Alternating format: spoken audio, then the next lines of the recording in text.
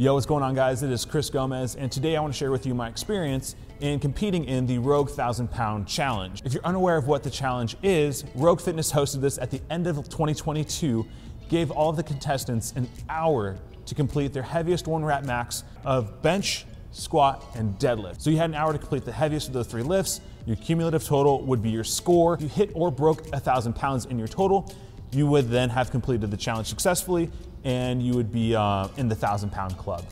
Now, Rogue Fitness also provided those who did complete the 1,000 pounds with a cool little t-shirt just to remember and commemorate your experience of completing the challenge. But today I want to share with you my experience as far as prepping for it and also the execution of the event itself. And so I have some thoughts on it, just kind of like general feedback, if you will, and then I'll also share my lifts at the end of the video, so stick around to see how well I did and if I got the 1,000 pounds done.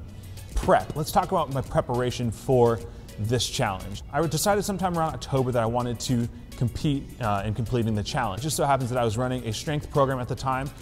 It was actually provided by Chalk Performance Training. I think they're based out of Costa Mesa. They're in SoCal somewhere. Chalk is actually owned and operated by Ryan Fischer, who was at one point highly competitive in the CrossFit space, shifted over his focus on building a gym and a fitness business, which has done pretty well. Check it out.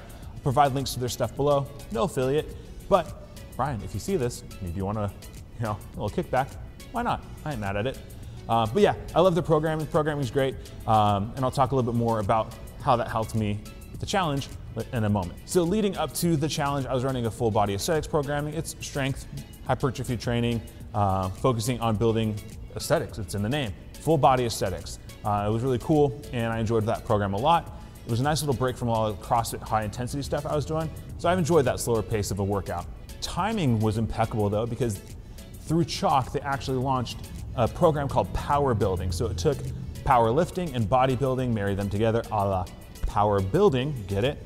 And it was quite perfect because I started running that program at the beginning of December when it launched. I feel like that program sprung me to being my best prepared for completing the challenge. So that was a really cool program. If you want to check out full body aesthetics or power building for yourself, take a look at their stuff below. Again, no affiliate, but if Ryan, you see this, let me know. So I ran that program for a month leading up to it, hit all the big three that I wanted, and it built my strength for my squat, my bench, and my deadlift substantially. Felt really confident going into the challenge. Now, as far as for the challenge itself, registration was pretty straightforward. The only little curveball was you had to have a Beyond the Whiteboard account and have that active, and so there's a subscription attached to that monthly. Rogue did provide a free month to allow you to submit your scores for the month, so that was really cool. They didn't necessarily have to do that, but they did. They provided a free month for all of the entrants to the competition. Leading up to the competition, I feel like Rogue pretty clearly communicated their expectations for the competition itself. There was no really confusion as to what you needed to do. They provided PDFs with instructions, they provided a website with instructions, they provided video instructions for you. So there was basically they provided information as best they could to make sure all of their bases were covered. I do feel like it took a little bit of digging to get to the standards to know exactly where they were at. This is more of like a website layout thing. Maybe it was just a me thing. So that was just an odd little thing. It would have been cool if it was like provided in an email with like, hey, here's the downloadable link. Rogue, I'm sorry if it was there. But I had to do a little searching, a little digging, and making sure that I met all of the standards. Once I found the information was great, but I felt like I had to do a little bit more digging than maybe necessary, and to even clarify and have things that were very clear cut. Granted, I did have some assumptions, and I'm glad I did the digging I did, because there were some things that were specific to the competition itself, such as you had to have a digital scale that would allow you to calibrate your weights. So basically what I did is I had to get a digital scale.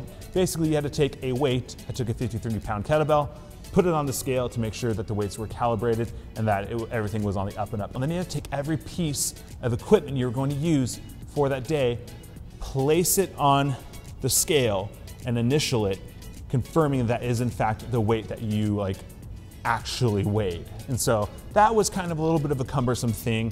It took probably a good 15-ish minutes, especially for a one rep max kind of day where you're going to be loading a bunch of plates and trying to calculate and think about the plates you may potentially need. That was an interesting thing that kind of a little snag in my plan. I forgot to weigh an additional set of 45-pound plates, and that kind of like almost bit me in the butt. Luckily, I had enough weight out, but I definitely would recommend for anybody doing something like this in the future, weigh more weight than you think you need, because you might surprise yourself. And spoiler alert, it was kind of a surprising day. So that was one interesting thing as far as the setup for the event itself. You just weighing and calibrating all the way. I understand why. It would have been nice to not have to go through all of all those hoops and jump through them to essentially get a t-shirt. Again, I did this more so for myself, and that was kind of the common complaint. People were like, oh, we're doing all this work for a t-shirt. Well, yes, you signed up for the competition, you understood the rules, that's what is necessary to compete if you want said t-shirt. That was my only gripe really with the challenge itself. It was fun on the day of. I had some friends in the gym, my wife was here, our dog was here, had people spotting me, turned up the heavy metal music. I might even just link my playlist below. It's kind of a banger playlist, I liked it a lot. And it was fun. It was just fun to like close out the year lifting and having a good time with friends. And so I think that's for me why I did this challenge, and what I got out of it was having a good time with friends, checking off one last goal for the year, and setting myself up for the next year to pursue new goals. Overall, it was a fun experience. There's some things that may have been improved upon for next year, but I'll let the road team figure that out. As a person who was just kind of casually going for it, and I accepted the things that I would have to do to compete, it was a good time. So that's enough chatter about competitions and requirements and programs. Let's see some heavy lifts. Here they are. Here are my lifts for the Rogue 1,000-pound challenge, and let's see if I make it. And I'm gonna do my sign off now. So thank you guys so much for watching. If you're interested in just seeing content that I produce around things that I'm interested in, hit that subscribe button.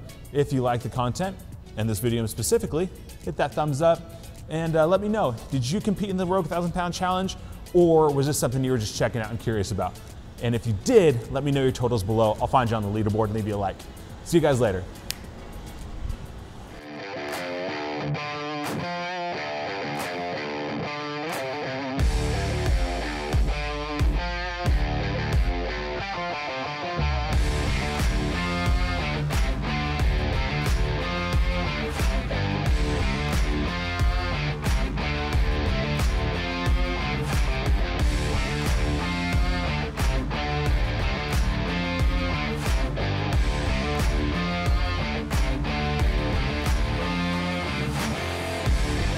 Nope.